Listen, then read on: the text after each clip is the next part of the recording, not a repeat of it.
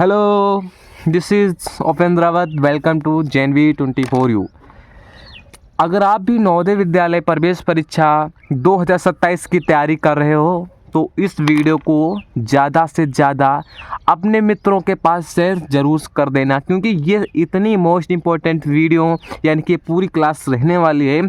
आपसे जो संख्या पाणी के चैप्टर से जो प्रश्न आएंगे ना, बिल्कुल इसी टाइप से प्रश्न पूछे जाने वाले हैं इसी चैप्टर से। और आपके लिए इतना मोस्ट इम्पोर्टेंट चैप्टर है ये, मैं बता नहीं सकता हूँ कि यहाँ से कितने सारे प्रश्न बन सकते हैं। और आप जो नवोदय में आपका जो पढ़ने का सपना है ना, वो आपकी मेहनत और आपके जो लगन और आपकी क्वेश्चन की प्रैक्टिस जितनी ज़्यादा होगी उतना ही नवोदय में सिलेक्शन होने के चांस आपके ज़्यादा होंगे। ठीक है, तो ये आपको ध्यान में रखना है। जो बच्चा अभी से तैयारी करेगा वही लास्ट में सफल होगा, ये चीज़ ध्यान रखना। अगर आप भी तैयारी करना चाहते हैं नवोदय विद्यालय के लिए तो इस चैनल को सब्सक्राइब कर लेना, क्योंकि मैं आप सभी के लिए नवोदय वाली सीरीज लेकर आऊँगा। उसमें मैंने आपको सारे चैप्टर पढ़ा दूँगा।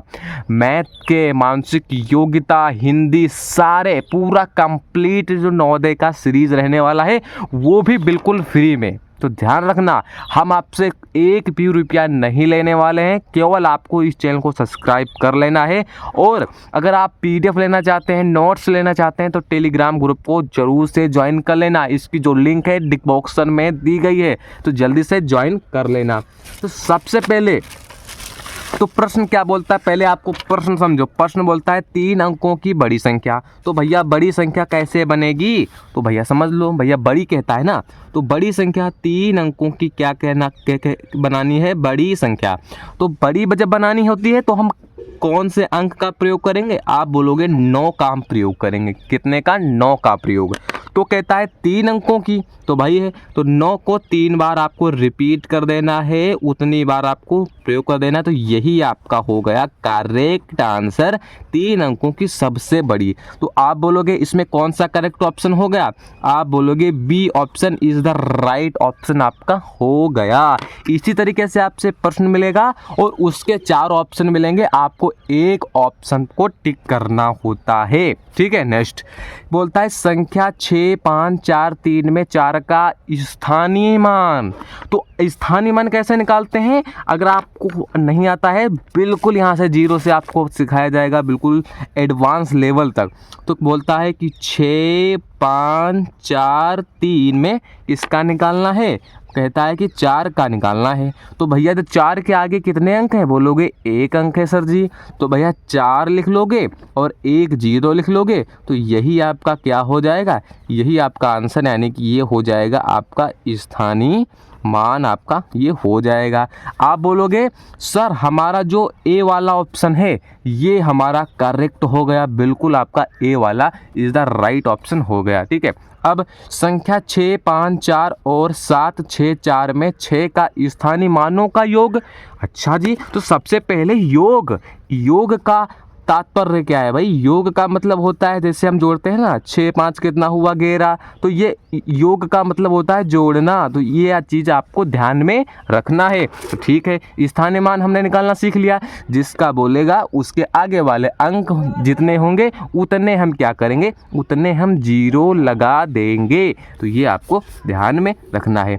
तो क्या बोलता है, बोलता है 6, 5, 4 और 7, 6, 4 में कितने का स्थानीय मान निकालना है, बोलता है कि 6 का। तो 6 यहाँ पर है भाई, 6 यहाँ पर, 6 के आगे कितने 0 हैं, आप बोलोगे 2 0 हैं, यानी कि 2 अंक हैं, सॉरी 2 अंक हैं, तो 2 0 लग जाएंगे।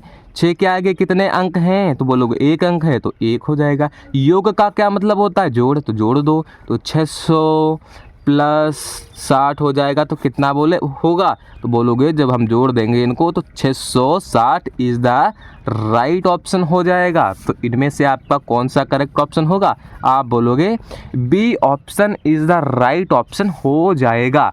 अंक 6, 5, 4 में 4 का जाति मान है। भैया ये जाति मान हमने सीखा, स्थानीय मान क्या होता है, बड़ी संख्या क्या होता है, स्थानीय मान निकालना सीख लिया। तो एक होता है जाति मान, क्या होता है, जाति मान। ये जातिमान क्या होता है? जातिमान का दूसरा नाम होता है अंकित मान। ये चीज़ें आपको ध्यान में रखना है, कॉपी पेन के साथ में आपको नोट्स बनाते हुए चलना है, ठीक है।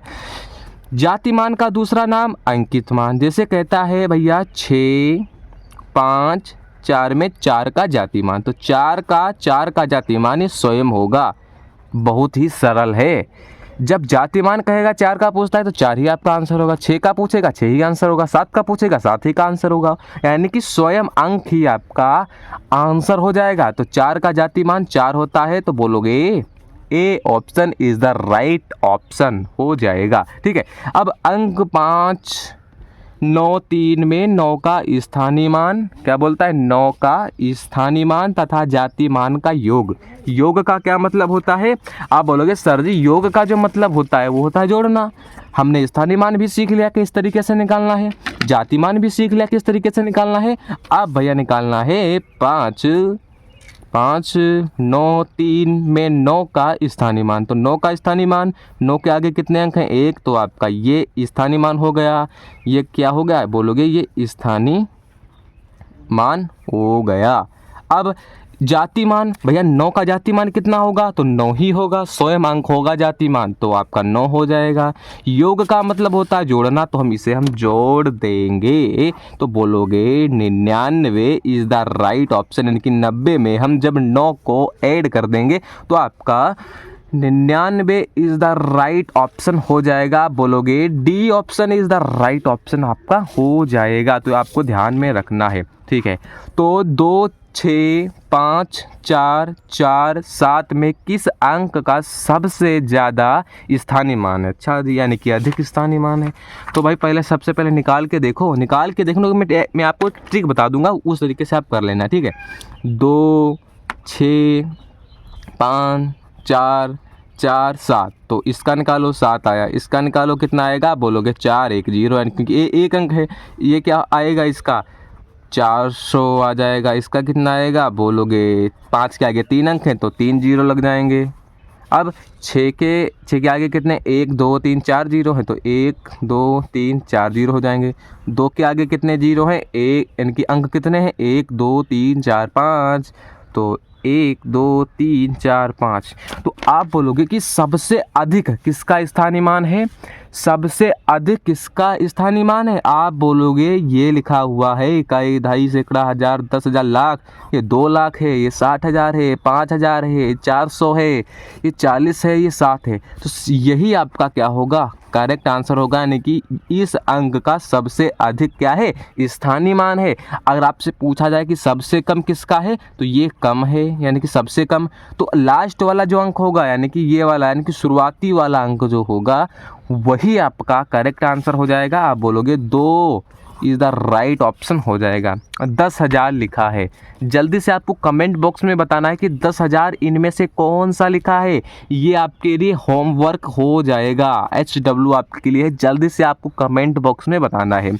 संख्या 20 का गुणनखंड है, गुणनफल है, ठीक है। गुणन हो, यहाँ पर फल हो जाएगा, यहाँ पर ये थोड़ा टाइपिंग में मिस्टेक हुआ है, गुणन है। गुणन का मतलब होता है गुणा करना, यानी कि 20 और 20 का जब गुणा करोगे तो कितना आएगा? तो भाई 0 0 0 आ जाएगा, 2, यानी कि 2 दूना 4, सॉरी। तो आपका 400 इज द राइट ऑप्शन हो जाएगा। आप बोलोगे हमारा C option is the right option हो जाएगा।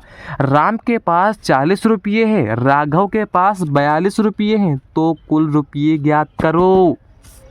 देखो देखो एक मिनट, राम के पास कितने रुपये हैं? आप बोलोगे 40 रुपये हैं, ठीक है।